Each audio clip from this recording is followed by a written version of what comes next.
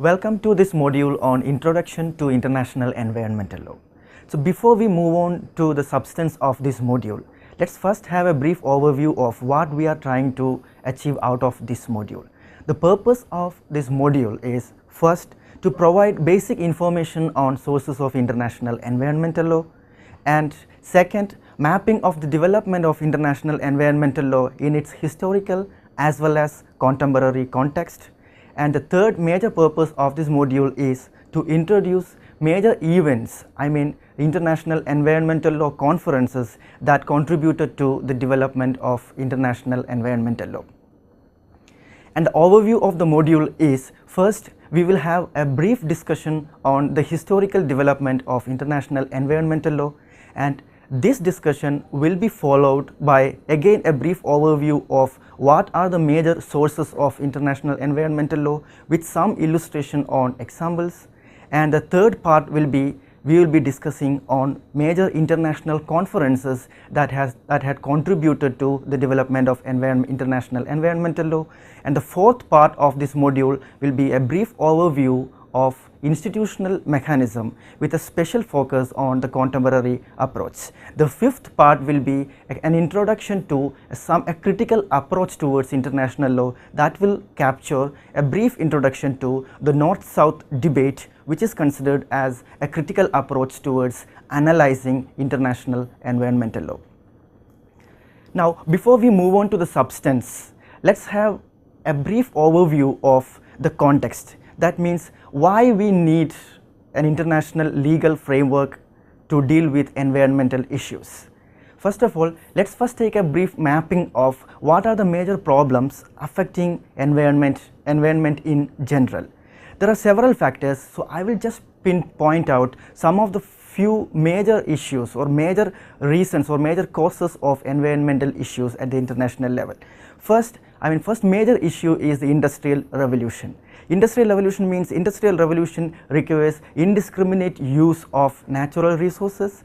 It also leads to, or it also results in inadequate and improper disposal of waste, and both these factors result in significant environmental problems.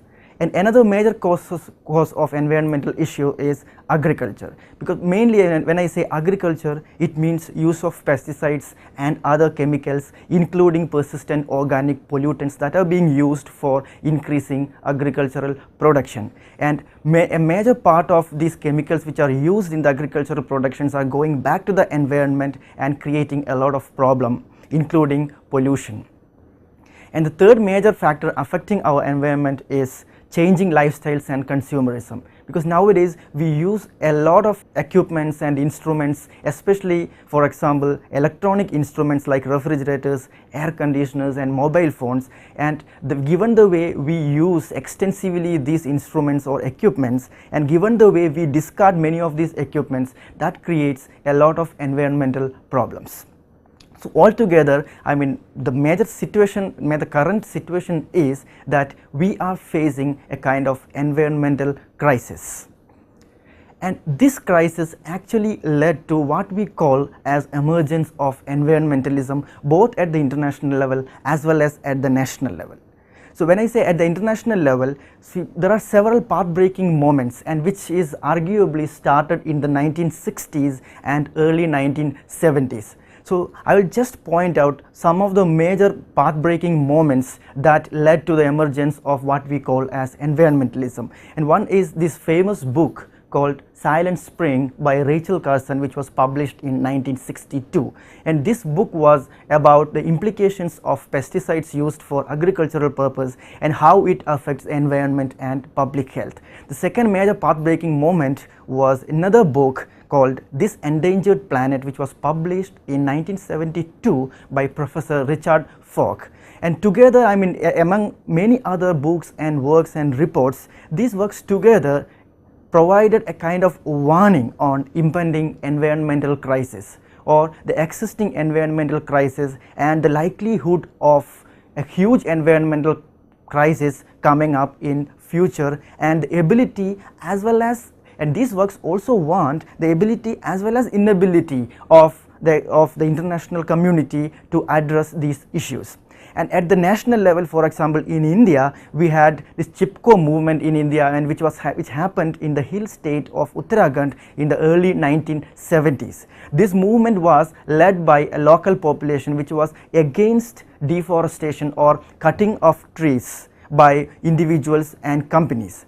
And altogether, I mean, these movements in the 60s and 70s that contributed or that triggered the emergence of a kind of environmental consciousness, or an effort to make the international as well as the national community aware of the environmental disaster in the pipeline or the impending environmental crisis.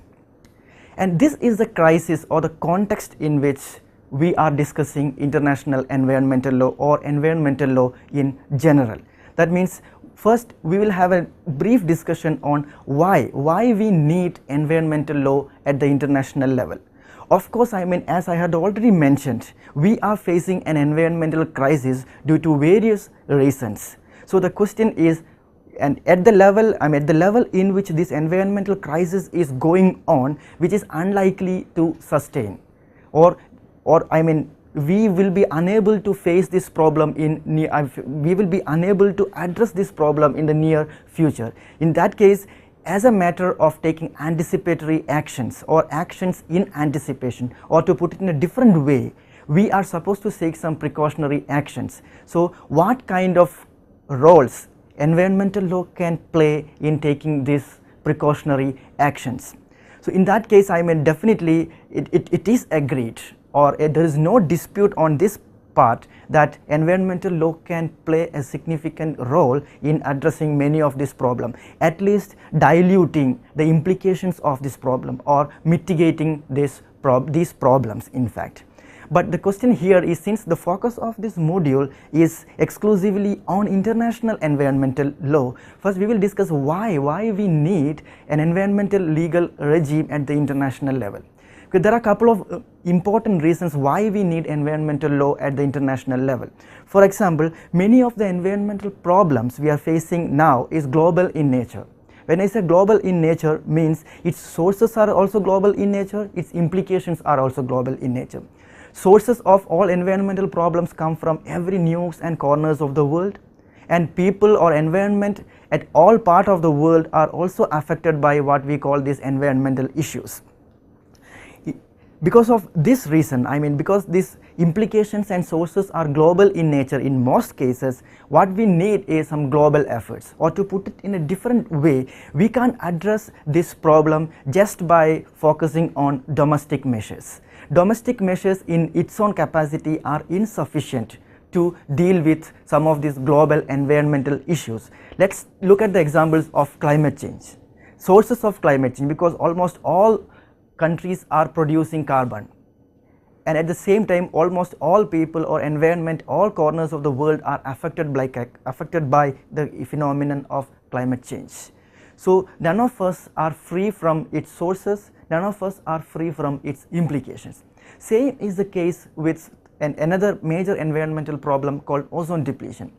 We all contribute to this environmental problem. At the same time, we are all affected by this environmental problem. Similarly, the case with protection, the issue of protection of migratory species. There are several animals and birds, they migrate to different parts of the world. There are several birds which crosses several countries. For example, Siberian kraits come to Rajasthan during the winter season after crossing 5 to 7 countries. So these birds and animals, they do not respect political boundaries. So if we want to protect some of these species or organisms, then we need international cooperation, and this kind of international cooperation can be worked, or international environmental law can be the framework that facilitates this international cooperation, or it can lay down various rules and institutional mechanism for the protection of these environmental issues or various species. So that means this explains what kind of a role international environmental law can provide or can play to address some of these major environmental issues which are truly global in nature. On top of that, nowadays international environmental law also considers several environmental issues which are traditionally considered as domestic in nature. but considering the huge or indispensable interlinking between the environment, so all kinds of domestic issues also have some kind of international implications. For example, the case of biodiversity. Any impact on biodiversity in any country, that can have impacts upon the global environment. So that means whether it is truly of international nature or of exclusively a domestic issue, international environmental law is critical or significant in both these contexts. So we will be discussing some of these major environmental laws, and as well as the role played by these environmental laws in addressing some of these issues.